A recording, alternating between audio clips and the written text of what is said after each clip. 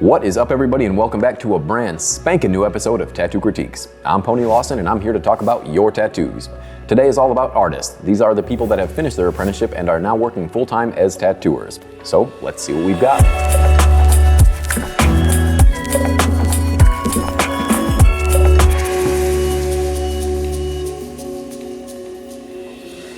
Alright, the first tattoo sent in is from Sam Wardrop. And Sam, you sent in this black and white Hannibal piece that is pretty outstanding. And you place this tattoo on a belly.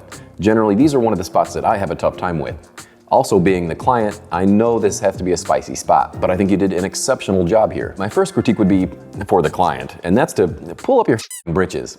Nobody wants to see that shit. But all jokes aside, let's get to the tattoo, because this is a pretty stellar piece. You've got some really nice shading and details in the front of this mask here, and I kind of like how those details almost disappear as we work our way to the back side of the mask, leaving those areas in the dark, pulling your focus again to the front of the face. And speaking of the face, these eyes are on point. There's a lot of really nice detail happening here, and it really seems like you know how to control your machine when it comes to those parts in particular. If I had any gripes about this piece, I think they would all be geared toward the top of this tattoo, because it's just looking a bit unfinished. The forehead's not bad, and we'll go over that in a second, but when it comes to the hair, I just feel like you left that alone a bit too much. Now, I know Hannibal's hair was thinning, but this just looks a bit too harsh. And all the lines that you used for the hair just seem a bit too uniform. There's not really any randomness happening here. Now, back to the forehead. It just looks like you didn't spend near as much time with the forehead as you did with the mask. Now, I know in the reference there probably is a huge glare in the forehead, but I'm seeing a lot more needle marks happening here in comparison to the bottom part of this tattoo. There is a way to achieve that soft light shading without having all that texture from the needle, and you're just going to have to move your hand a lot slower to make that happen. And although it's not necessary, working in layers absolutely can help. Sometimes it's okay to build up those soft shades rather than trying to put them in there all at once. But being next to all that black on the mask, it really does have some great contrast. I just would have liked to have seen that hair go up just a bit more to tie all these pieces together, because you're not really going to fit anything else in that awkward little spot, and it will be an awkward spot if everything else ends up being filled in. If I had to guess, I'm sure this was a very lengthy process, and I'm sure when you got to the top of this tattoo,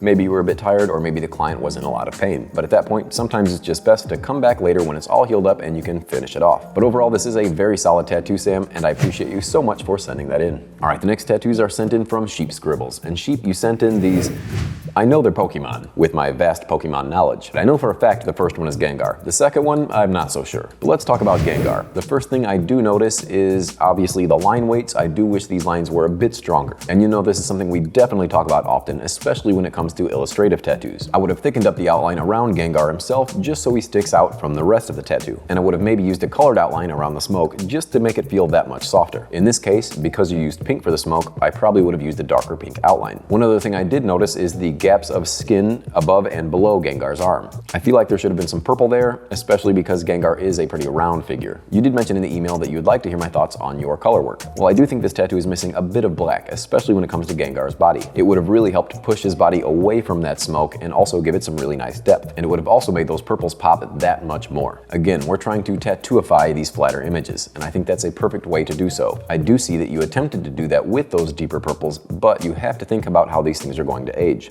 This thing's only going to get lighter. So again, just having that black in there is going to keep this contrast around for that much longer. But let's check out this other one you sent in. Again, I have no idea who this is, but I like the greens. They are a nice splash of color, I'll say that.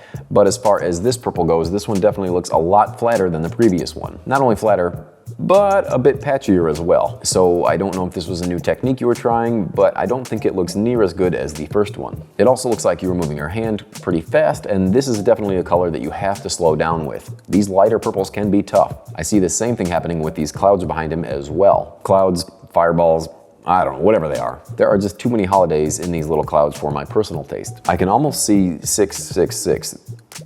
This has got to be the devil's work. Only Jesus can save you now. Or Gengar, or whatever his name is. One thing that I noticed that you tried to do was use multiple line weights, but I think you missed the mark here. Because when it comes to things like these claws that he has in front, I would have made his nails a lot thicker than what they are now. Again, just because these things are sitting in the front. They should be closer to the viewer's eye. And even when we look over to those little portals of hell, you have a thicker outline on the middle and a thinner outline running on the outside.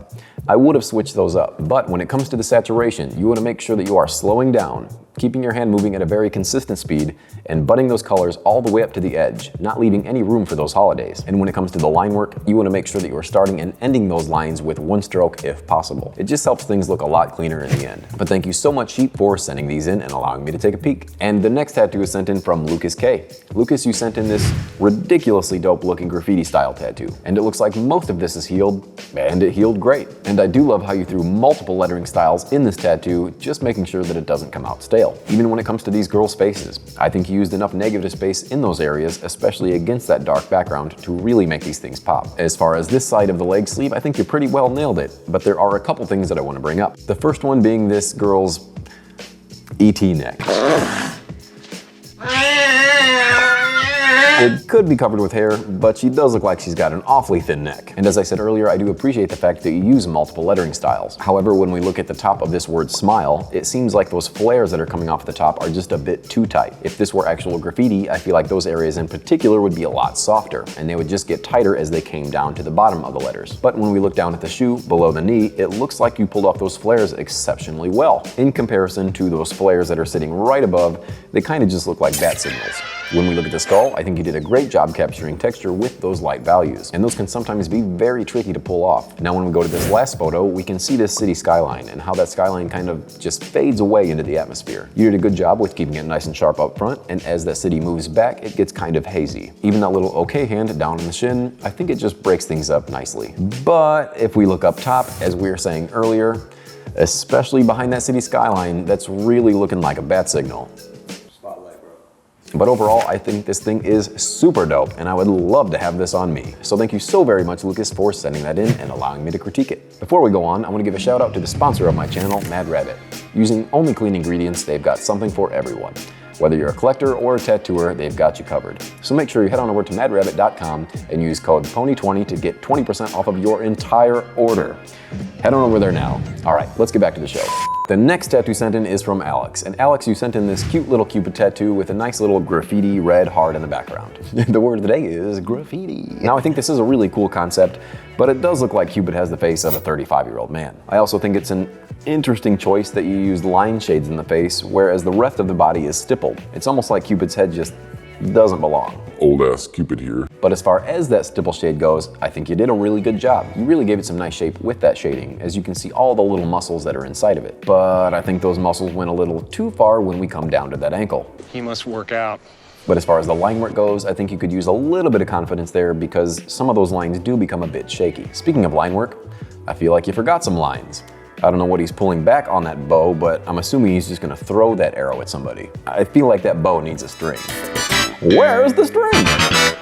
But I think this is a really cool concept here. Had you removed any one of these elements from this tattoo, and I don't think it would have looked near as cool. And I think it's always nice to see different techniques used in such a small piece. You also sent in a healed photo. It does look like everything settled in pretty well. It does look like those lines kind of faded together in the face, so now it just kind of looks like my grandma. I would just say to work on tightening up that line work and don't forget that line work. But once again, I think this is a really cool tattoo, especially for the size. Thank you so much, Alex, for sending that over. And the last tattoo is sent over from Caleb. And Caleb, you sent in this beautiful looking traditional panther tattoo. When it comes to traditional tattoos, this thing is about as solid as it gets. That black is black. So it definitely looks like you're putting it in right, and that goes for the roses as well.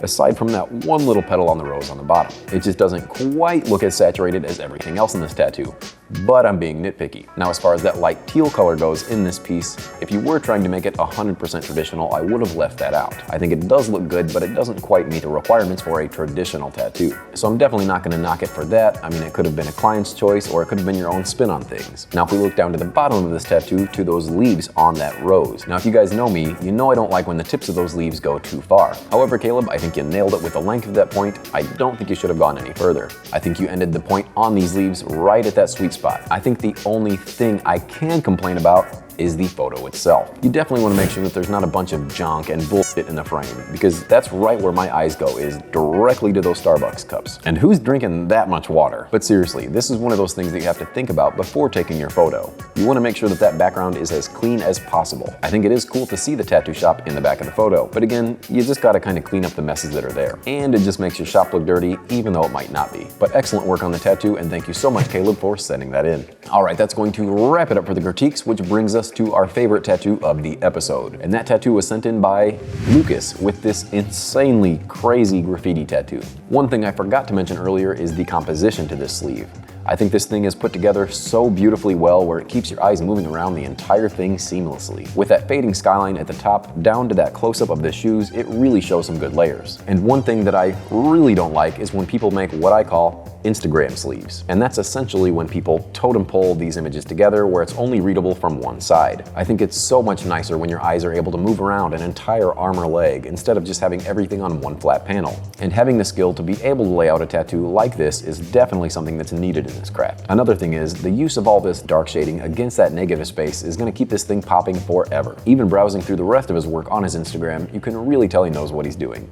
So if you're anywhere near the Denmark area, schedule yourself an appointment and get some sick tats, bruh. Okay, now before I give you my featured artist of the week, there is something I have to address. In our last Apprentice episode, the favorite of the week's design was actually a copy from somebody else's tattoo. And that's a big no-no in the tattoo industry. When it comes to Flash, those are obviously okay to copy because that's what Flash is for.